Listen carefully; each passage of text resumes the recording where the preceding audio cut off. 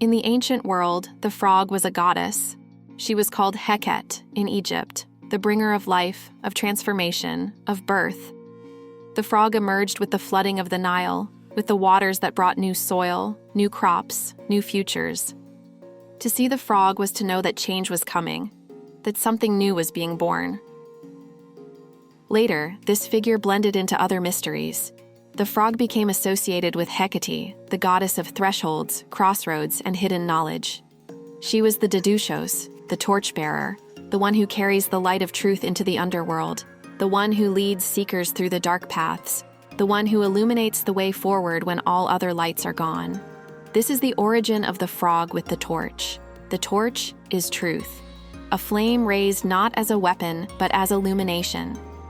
It is the counter symbol to the fasces, that ancient bundle of sticks around an axe, the emblem of fascism and force. The fasces binds and cuts. The torch shines and frees. One is the darkness of control, the other the light of Gnosis.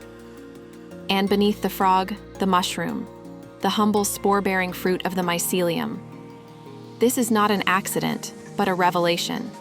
The mushroom connects us to the wisdom of networks, mycorrhizal webs that link trees, plants, and roots across forests.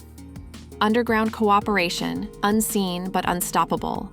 Life-sharing resources. Life-sharing warning signals. Life-sharing time itself. Where capitalism says compete, the mycelium says cooperate. Where closed systems say hoard, the spores say spread. The frog stands upon this wisdom as torchbearer of mycelial truth. She is not alone. She is the herald of networks, the guide of communities, the goddess of transformation carried into the present. But symbols are never safe. The frog was stolen, emptied of meaning, turned into an idol of mockery. On the internet, in the early 21st century, the frog was twisted into Kek and Pepe, claimed by the far right as their sigil of chaos.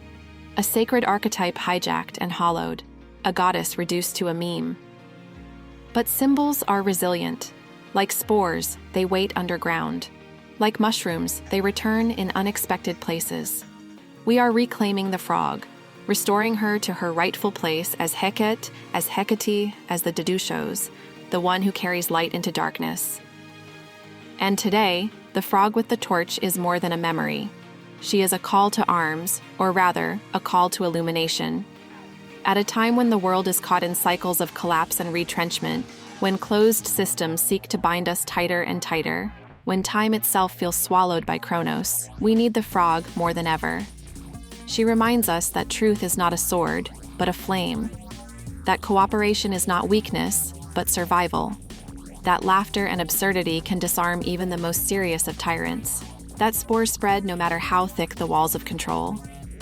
The frog with the torch is the emblem of the Metis Temp Agency, the MTA, our surrealist bureau of temporal Gnosis.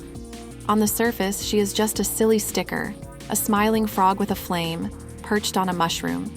But underneath, she is the guide across time. She is the goddess who births the new.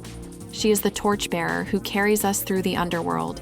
She is the counter-symbol to fascism. She is the spore, the laugh, the light. When you see her, remember, we are heading into a trough of history. Time is heavy, but spores grow in darkness. Compost feeds mushrooms, and absurdity is the alchemy that turns stasis into growth.